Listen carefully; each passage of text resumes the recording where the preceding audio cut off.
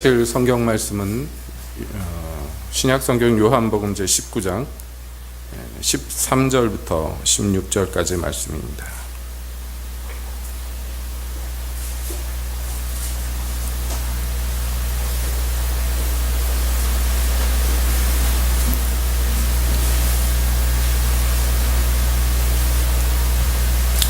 요한복음 19장 13절부터 16절까지 시간 함께 보시겠습니다. 보자. 빌라도가 이 말을 듣고 예수를 끌고 나와서 박석 히브리 말로 가바다라는 곳에서 재판석에 앉았더라. 이날은 6월절의 예비일이요 때는 제6시라. 빌라도가 유대인들에게 이르되 보라 너희 왕이로다. 저희가 소리 지르되 없이 하소서 없이 하소서 저를 십자가에 못 박게 하소서. 빌라도가 가로되 내가 너희 왕을 십자가에 못 박으랴. 대제사장들이 대답하되 가이사 외에는 우리에게 왕이 없나이다 하니 이에 예수를 십자가에 못 박히게 저희에게 넘겨주니라. 아멘. 하나님, 이 시간 주님의 말씀 듣기를 원합니다. 주여 저희에게 오셔서 말씀하여 주시옵소서. 예수님의 이름으로 기도하옵나이다. 아멘. 보통 주일날 설교하기 전에 제가 한 주간 평안하셨습니까? 하고 여러분께 여쭤보면 여러분들이 네 하고 대답하는데, 사실은 한 주간 동안에 여러 차례 뵙죠. 이번 주에가는 정말 명실상부하게 일주일 만에 뵙는 것 같습니다. 여러분들이 기도해 주신 덕분에 무사히 필리핀에서 사역을 잘 마치고 어제 돌아왔습니다. 왜 어제 돌아왔냐면 어제 아무튼 돌아와 보니까 한 2시 반 넘은 것 같아요. 새벽에. 어떻게 외국에서 한국 들어오는 것보다 한국에서 울진 오는 게 더 힘드니 참 멀긴 먼 것 같습니다. 아무튼 덕분에 잘 다녀왔습니다. 오랜만에 필리핀을 가니까 뭐 바뀐 것도 많고 여러 가지로 달라졌는데, 또 불이 나게들 사진 찍은 거를 갖다가 페이스북에다가 필리핀 친구들이 올려놔서 가서 보니까, 제가 있을 땐 몰랐는데 사진 찍힌 몰골을 보니까 머리가 다 푹 젖어 있어요. 어느 사진에나. 있을 땐 몰랐는데 땀을 무지하게 흘리고 돌아다녔구나. 몰골이 그렇습니다. 그걸 보고 덥기는 더웠구나, 그런 생각을 합니다. 덥긴 덥더라고요. 기본적으로 뭐 30도니까 덥죠. 푹 하고 덥고. 그런데 더운데도 불구하고, 열악한데도 불구하고 학생들이 많이 모여가지고 집회를 무사히 잘 마쳐서 참 하나님 은혜에 감사드립니다. 이번에 집회를 갔다 오면서 여러 가지 생각을 하게 됐는데요. 오늘 우리가 성경 말씀의 한 부분을 읽었습니다. 보통 고난주간이나 부활절을 즈음해서 주로 이제 예수님의 고난이나 십자가에 대해서 본문으로 우리가 말씀을 듣습니다만은, 오늘은 절기와 상관없이 그 빌라도에게 재판을 받으시고 십자가에 넘겨지시는 예수님의 한 대목을 우리가 함께 봅니다. 이것을 통해서 우리가 이 시간을 생각해 볼 것이 있고 또 교훈을 얻을 것이 있는데요. 이번에 필리핀에 가기 전에 이제 선교사님 편에 제게 연락이 왔습니다. 목사님, 이번에 하는 청소년 집회 주제를 뭘로 했으면 좋겠습니까? 그래서 제가 오랫동안 고심하고 하는 중에 이 하나님의 마음을 아는 자가 되었으면 좋겠다. 그래서 그런 주제 구절과 성경 말씀을 보내서 그렇게 하기로 했는데, 가서 보니까 그 주제가 멋있게 각색이 된 건지 필리핀 분들이 그런 걸 되게 좋아하는 것 같아요. 그래서 여러분 주보에 보시면 제가 사진 몇 장 올려놓고 그 위에다가 제목을 달아놨습니다만, 그게 이번에 청소년 집회 제목입니다.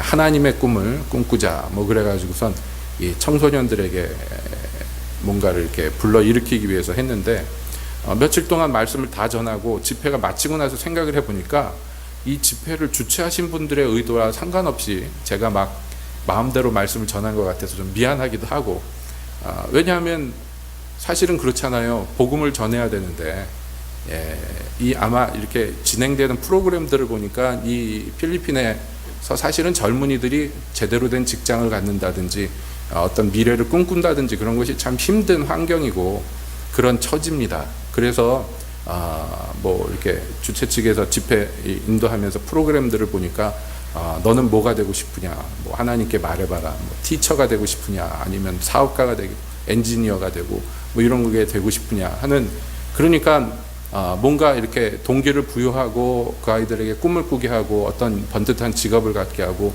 네가 티처가 된다면은 하나님을 이렇게 전하는 그런 선생님이 되고, 네가 뭐 사업가가 된다면 하나님의 사업을 이렇게 진행하는 사업가가 되고, 이런 식으로 이제 프로그램들이 짜 있는 것을 봤어요. 근데 저는 그거랑 상관없이 하나님이 너한테 뭘 원하시는가를 알아야 되지 않겠는가. 하나님이 너희들에게 무슨 뜻이 있어서 너희를 교회로 부르시고 복음을 듣게 하셨는가. 예수님이 그것을 위해서 무슨 값을 치르셨는가. 주로 그런 얘기를 하다가 며칠이 끝난 것 같아요. 그러니까 주최 측의 의도랑은 조금 빗나가지 않았나, 그런 생각을 하게 됩니다. 미안한 감도 없지 않지만, 그러나 생각해보면 그렇습니다. 내 꿈이 이거니까 하나님 이 꿈을 이루게 해주십시오 하는 기도도 우리에게 필요하지만, 주님 무엇을 원하셔서 나를 이 땅에 보내셨나요? 주님, 내가 사는 날 동안에 무엇을 이루기를 원합니까? 하고 주님께 묻는 것이 먼저 이루어져야 되지 않겠는가. 저는 그렇게 생각을 한 것입니다. 여러분은 어떻게 생각하시는지 모르겠습니다. 여러분, 아무튼 간에 우리도 마찬가지입니다. 여기 계신 여러분 한 분 한 분도 무슨 뜻이 있으니까 여러분들이 여기 와서 앉아 있는 것이죠. 이제까지 살아온 것들을 한번 돌이켜 보시기 바랍니다. 여러분은 아무 이유 없이 세상에 나오셨을까요? 아무 이유 없이 지금까지 그저 생존해 오셨습니까? 우리는 그런지 모르지만 하나님은 그렇지 않으시다. 하나님에게는 모두 한 사람 한 사람에게 깊은 생각과 깊은 뜻이 있으십니다. 왜냐하면 하나님은 선하시며 더 나아가서 우리를 먼저 사랑하셨기 때문입니다. 그 하나님의 사랑이 우리에게 나타난 바 되었는데, 말뿐이 아니라 증거로서 나타나는데, 그것이 무엇이냐면 바로 예수 그리스도, 그리고 그분의 십자가가 바로 무엇보다도 확고하고 확실한 증거인 것입니다. 그럼에도 불구하고 우리 예수 믿는 사람들은, 기독교인들은요, 이 십자가나 또는 예수님 얘기가 식상해요. 너무 많이 들었고 너무 자주 들었고 너무 잘 아는 얘기입니다. 그래서 우리에게 익숙합니다. 저도 마찬가지입니다. 익숙합니다. 그러나 특별히 이런 집회를 진행하면서 또 여러 가지 말씀들을 전하면서 다시 한번 저 자신도 이 말씀을 생각하고 되짚어보게 되어서 이 은혜를 여러분과 함께 나누고자 하는 것입니다. 제가 필리핀 갈 때마다 보통 1명이나 2명 정도 그 청소년 집단 가운데 특별한 아이들이 있는데, 그 아이들은 뭐 여러 가지 명칭으로 불리웁니다. 예를 들어서 톰보이 이렇게 불리우면 여자인데 남자 역할을 하는 여자예요. 그리고 레이디보이 그러면은 남자인데 여자같이 된 남자애들입니다. 우리는 그냥 싸잡아서 게이 이렇게 불러버리는데 조금 양상이 좀 다르긴 달라요. 완전히 여자처럼 돼서 여자처럼 하고 다니는 친구들도 있고, 남자인데 굉장히 여성스럽게 하고 다니는 친구들도 있고, 근데 그게 유난합니다. 그런데 그 무리 집단 가운데서 그게 특별하지 않아요. 애들이 이상하게 생각하지 않고 그냥 자연스럽게 어울립니다. 이번에도 갔더니 그런 남자애 하나가 있는데 자연스럽게 여자애들하고만 다니죠. 그런데 보통 그런 애들이 예쁘고 잘생겼어요. 키도 크고 그쪽 계통에서 보면 피부도 흰 편이고 코도 오똑하고, 그러니까 뭔가 미모가 있죠. 못생긴 아이들도 그런 애들이 있겠지만 대체적으로 보면 좀 이쁘고 잘생긴 애들이 그렇습니다. 그런데 벌써 헤어스타일도 달라요. 공을 많이 들여서 거기 모인 여자애들보다도 훨씬 더 공을 많이 들인 헤어스타일, 그리고 몸짓 하나 손짓 하나도 유난합니다. 그리고 목소리도 유난하죠. 키도 큽니다. 튀어 보입니다. 그리고 나름 리더십도 있어서 이 조별로 나눠놨는데 거기서 조장 역할을 하고 목소리가 커서 막 진행을 앞에서 합니다. 그러니까 한국 같으면은 이상하다고 그럴 텐데 그거 전혀 이상하게 받아들이질 않아요. 그런 친구들이 있습니다. 거기다가 그러니까 눈에 띄니까 자꾸 보게 되죠. 보게 되는데 심상치가 않습니다. 벌써 고등학생인데 아마 제 짐작인데 호르몬 주사를 벌써 맞기 시작한 것 같아요. 몸매에서 여성스러운 게 나타납니다. 어떻게 해야 될까요? 여러분, 어떻게 해야 됩니까? 복음을 전해야죠. 뭐 어떻게 하겠습니까? 열심히 기도합니다. 눈물을 흘리면서도 기도합니다. 모든 활동에 아주 적극적으로 참여합니다. 저 말고 다른 강사 목사님이 그분도 그 아이가 이제 마음에 걸렸나 보죠. 그 아이에게 묻습니다. 너 예수 그리스도를 믿느냐? 믿는데요. 내 목숨보다 더 사랑하냐? 사랑한대요.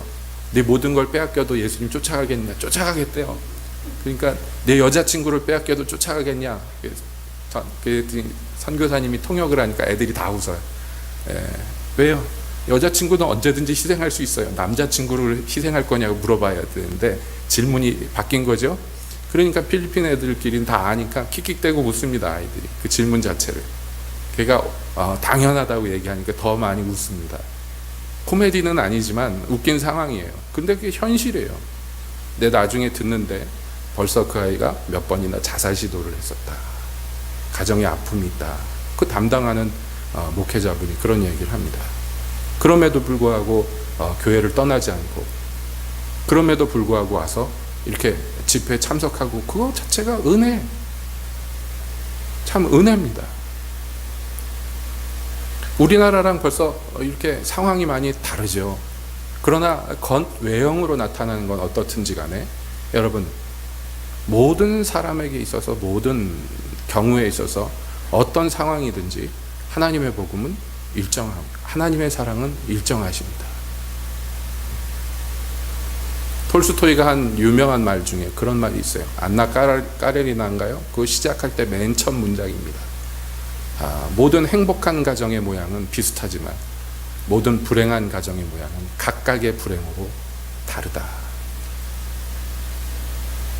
그 말이 제 기억에 남는 것은 가정만 그런 것이 아니라 개인도 그런 것 같아요. 행복한 사람들의 모습은, 기쁜 사람들의 모습은 다 비슷해 보이지만, 그러나 상처와 어려움과 고통에 있는 모습들은 각각의 독특한 내용과 모양이 다른 것 같습니다.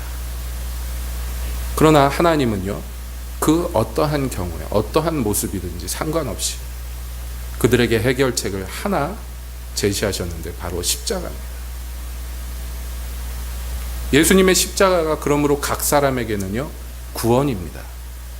영혼의 구원일 뿐만 아니라 자기에게 얽혀있는 모든 것의 유일한 구원책입니다. 예수님의 십자가가. 여러분, 그것을 우리가 믿어야 되는데, 그러면 이 해결책이고 구원책인 이 십자가가 어떤 사람에게 효력을 발휘하는가? 이것을 우리가 이야기하기에 앞서서 먼저 스스로에게 질문할 것은 그것입니다. 그러면 그 십자가가 나에게는 어떤 의미인가? 다르게 표현해 봅시다. 좀 더 노골적으로 얘기해 봅시다. 내가 예수님을 십자가에 못 박히게 한 사람인가? 나 때문에 예수님이 십자가에 못 박히셨는가? 거기서 한 발 더 나가는 질문은 무엇입니까? 바로 내가 예수님을 십자가에 못 박았는가 하는 것입니다. 우리가 교리적으로 또는 이성적으로 생각할 때 그렇습니다 라고 대답하겠지만, 여러분 솔직히 저만 해도 그렇습니다.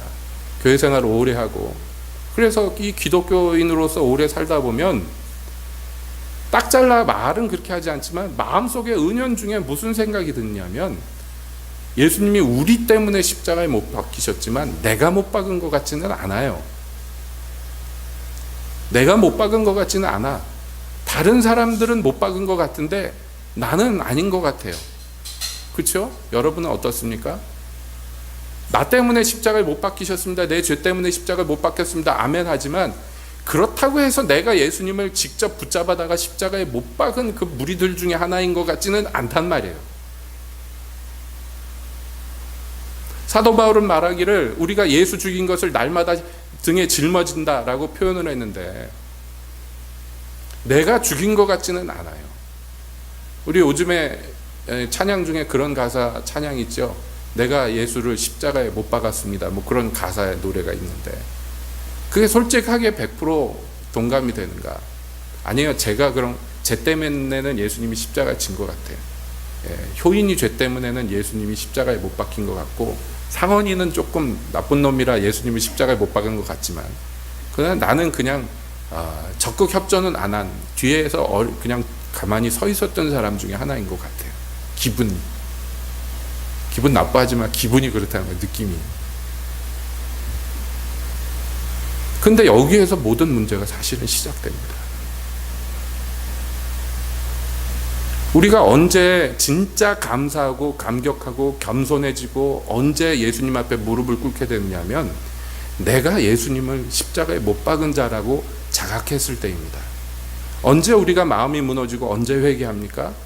내가 그분을 직접 십자가에 못 박았고 내가 든 창이 그분의 옆구리를 찔렀다고 느껴질 때입니다. 다른 사람은 그랬는데 나는 뒤에서 그냥 좀 거리를 두고 안타까워하는 마음이지만, 그냥 보고만 있었던 것은 충분히 잘못했지만, 그러나 그렇다고 내가 직접 예수님에다가 손바닥에다가 못을 대고선 망치질한 것 같지는 않단 말이에요. 그러니까 진정한 의미의 감사도, 더 나아가서 진정한 의미의 회개도 불가능하게 되는 것 같습니다. 예수님에게 일어난 일, 그 슬프고 불행한 일이지만 내가 그 가해자라고는 안 느껴지기 때문입니다. 내가 수혜자는 되지만, 그 덕을 입기는 했지만, 그러나 내가 직접적으로 가해를 저질렀는가에 대해서는 교리적이 아닌 심정적으로, 감정적으로는 와닿지 않는 것이, 이것이 오래 묵은 기독교인들에게 있는 공통적인 병폐인 것 같습니다. 너무 많이 들었고 너무 오랫동안 들은 얘기이기 때문에. 그러나 여러분, 분명히 아셔야 될 것은, 우리가 어떻게 느끼든 어떻게 생각하든 상관없이 여러분 한 사람 한 사람이 예수님을 십자가에 못 박은 사람입니다. 오순절에 베드로 사도가 그 예루살렘 있는 사람들에게 단호하게 얘기합니다. 너희가 그 예수를 십자가에 못 박았느니라. 성전 미문에 안진뱅이를 일으킨 다음에 모인 무리들에게도 담대하게 전합니다. 너희가 그 메시아를, 하나님이 주신 메시아를 십자가에 못 박았느니라. 그 사실을 직면한 무리들이 거기에서 마음이 무너지고, 우리가 그러면 어떻게 해야 됩니까? 라고 얘기했을 때 그들에게는 구원이 열렸어요. 예수님의 제자가 될 기회를 얻었습니다. 오늘날 많은 교회들이 있고 수많은 설교들이 있고 수많은 메시지들이 전달됨에도 불구하고 왜 대한민국에 사실상 문자 그대로 회심자가 이렇게 적은가? 여러분, 최근에 여러분 눈앞에서, 여러분이 전도를 안 했다 할지라도 최근에 여러분 눈앞에서 죄인이 회개하고 주께로 돌아오는 것을 마지막으로 본 때가 언제입니까? 최근이라고 얘기하기도 미안하지 않죠? 미안하죠. 무엇 때문일까요? 너무 점잖고 너무 애둘러 얘기하고 혹시 불쾌할까봐 복음을 희석했기 때문은 아닐까요? 대충 수혜자만 되도록, 대충 은혜만 입도록, 그러나 당신이 가해자인 것은 못 느끼도록 하는 부드럽고 상냥한 복음.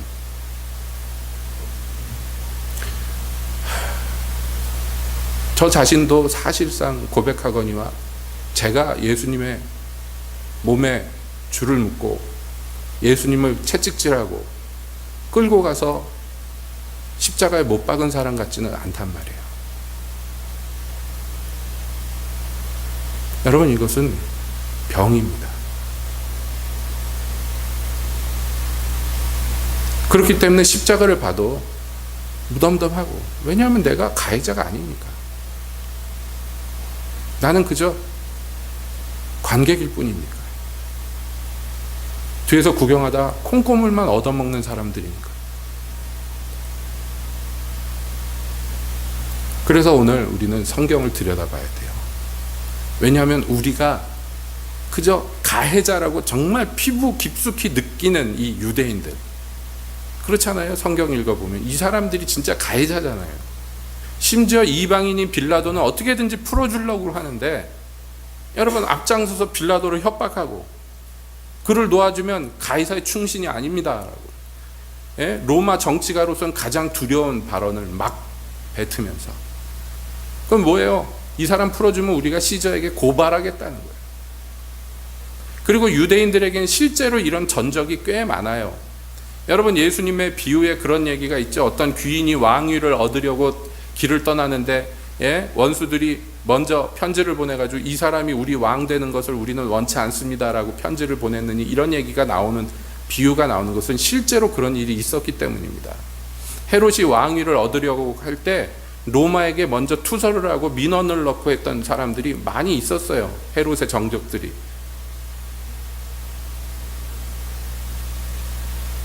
그러므로 빌라도 입장에서는 이 협박이 상당히 두려운 협박이에요.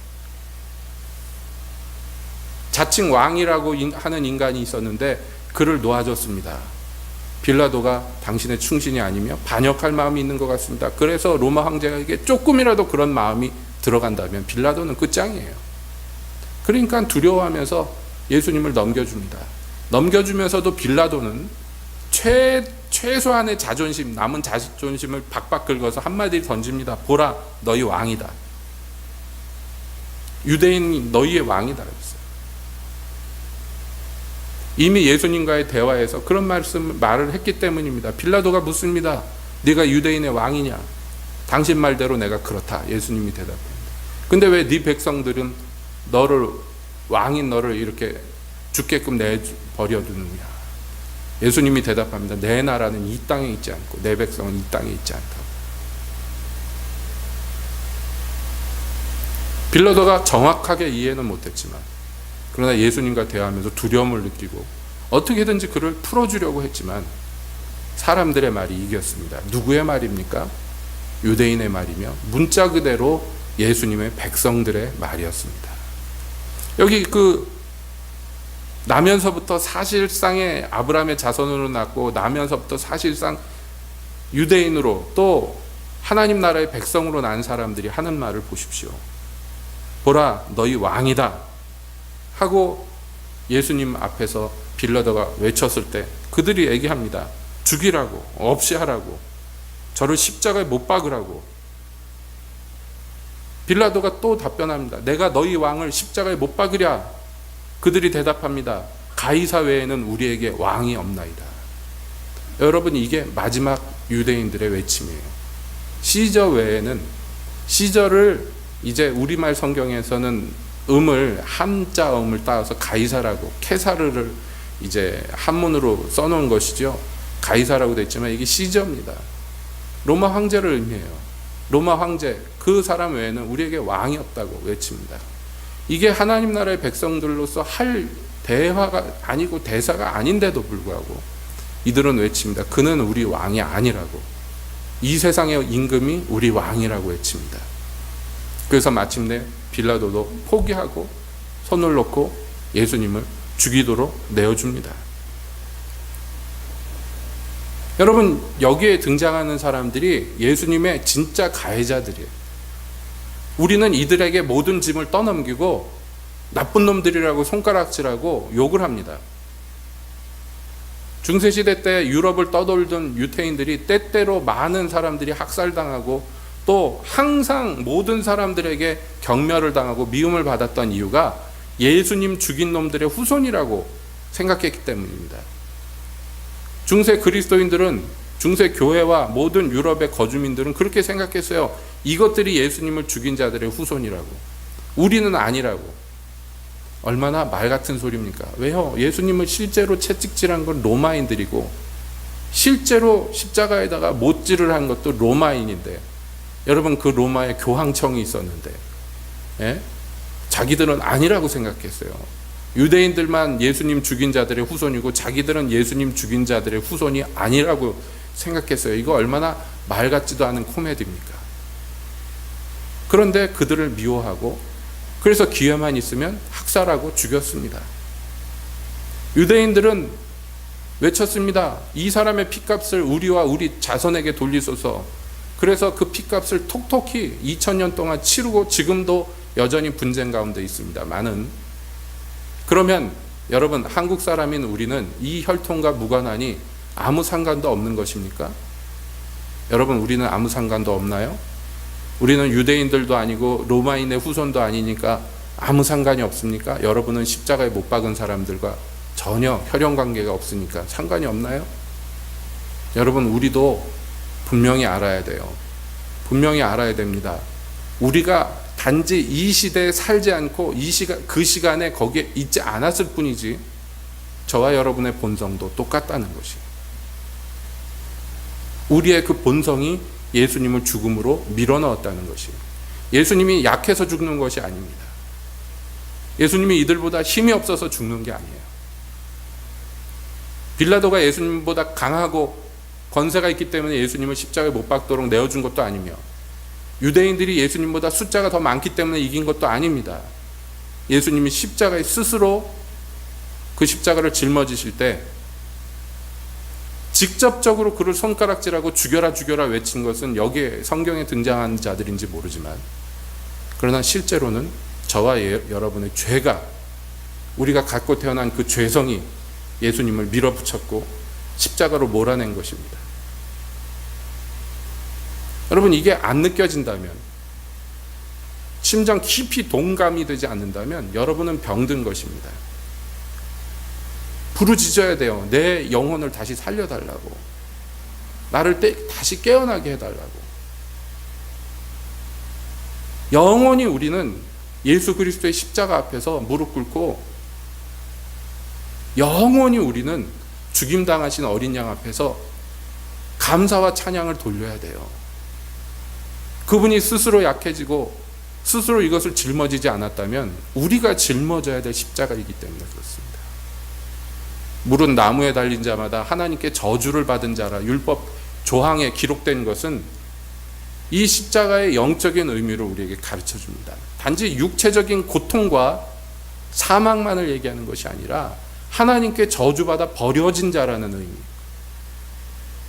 너나 할 것 없이 여러분, 우리가 그 십자가에 매달려야 되는 사람들, 저와 여러분들이.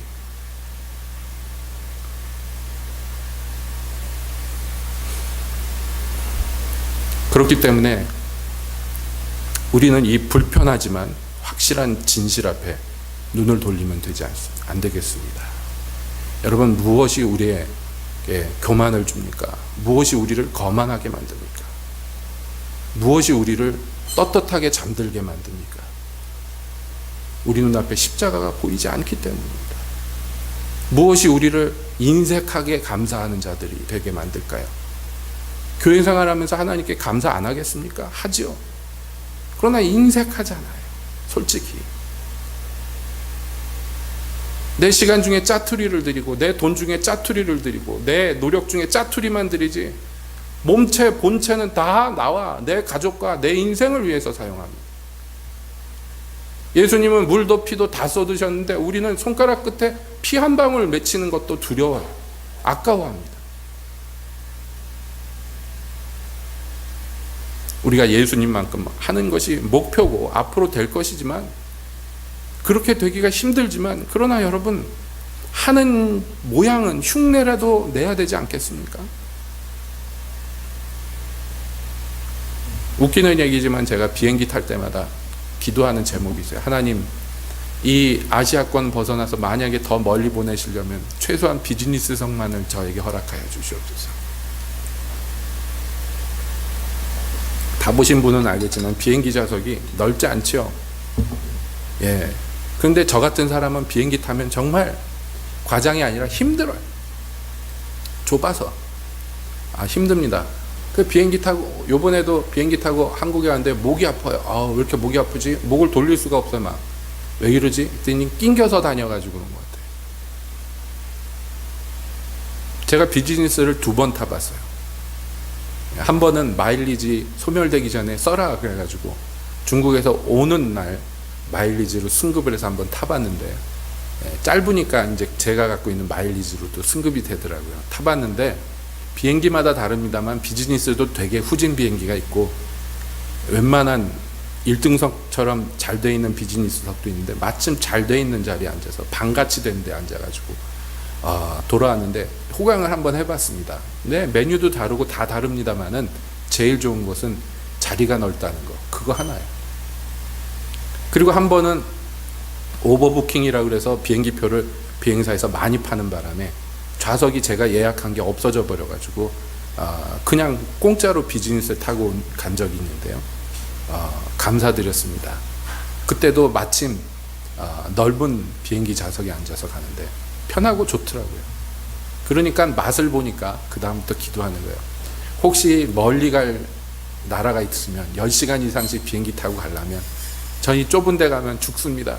그러니까 제발 넓은 자리에 주십시오 하고 기도는 하지만 기도해놓고 웃는 거예요. 이것도 고난이라고 힘들다고 깽깽대는가. 옛날에는 걸어 다닌 사람들도 있었는데 그렇잖아요. 예, 채찍에 맞고 돌에 맞아가면서 돌아다니는 사람도 있었는데 몇 날을 굶고 잠 못 자면서 돌아다니는 사람도 있었는데 이거 몇 시간 낑겨간다고 그거 힘들다고 깽깽대는가. 생각해보면 얼마나 마음이 간사한 것인가 그런 생각을 합니다. 여러분, 우리가 주님 앞에 다시 새로워지고 날마다 회복돼야 되겠습니다. 그 방편은 다른 것을 우리에게 가르쳐 주신 것이 없어요. 우리 눈앞에 십자가가 밝히 보여야 하는 것, 이거 한 가지입니다. 여러분은 지금 어떻습니까? 예수님의 십자가가 여러분 눈앞에 밝히 보입니까? 여러분, 밝히 십자가 보이고 그 십자가에 예수님을 못 박은 것이 내 손이고 그에게 침 뱉은 것이 바로 나이며 그를 때리고 상하게 한 것이 바로 내 손과 발인 것이 여러분 절절하게 느껴지십니까? 하나님이 우리에게 은혜를 베푸셔서 우리가 바로 십자가의 예수님을 내몰아 그를 죽음으로 몰아넣은 사람이라는 것을 주님이 더 실감나게 더 뚜렷하게 보이시고 나타내시기를 주님께 간절히 구합니다. 바로 나의 죄가, 내 죄성이 예수님 십자가에 못 박았고 그 십자가가 나를 다시 살렸으며 내가 가야 할 길은 바로 그분의 십자가를 나도 짊어지고 내 십자가를 여기고 예수님들을 쫓아가야 되는 길이라는 것을 우리가 다시 한번 확실하게 보았으면 참 좋겠습니다. 하나님이 그런 은혜를 우리 새빛교회 한 사람 한 사람 베풀어 주시기를 우리 예수님의 이름으로 축복드립니다. 기도하겠습니다.